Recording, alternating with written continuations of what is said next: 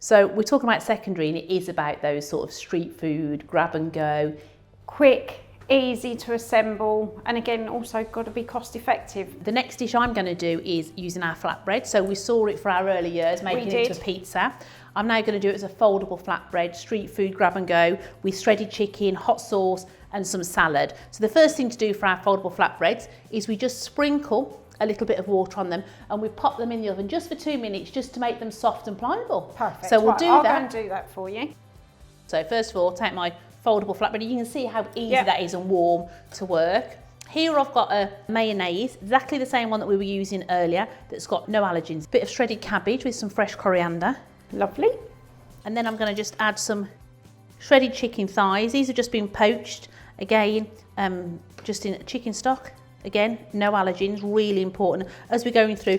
And it is about keeping all of the ingredients that you use in a recipe free of allergens. And when you're working and building, make sure you're working really clean and tidy in the area and there's no other allergens.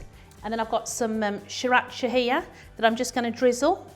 Obviously optional, but good for children. And again, that street food vibe, isn't it? So really nice, easy, fold up and serve. As you've demonstrated topping that flatbread, again, it's speed of service. And as we've already mentioned, you know, schools are feeding hundreds of children, let alone the staff as well. So we need something fun, bright, on trend, and accessible to everybody. Yeah. So I've done the chicken. Obviously, we know there's a rise in plant-based and people not wanting to eat meat. So what fillings are you going to put into yours? I'm going to go exactly the same as yours, Lou, to be honest. So the same principle.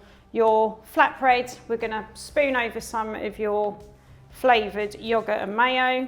And then here on the side, we've just got some plant-forward, plant-based, allergen-free falafels.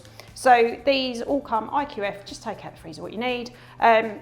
Heat them through in the oven, or you can serve them cold.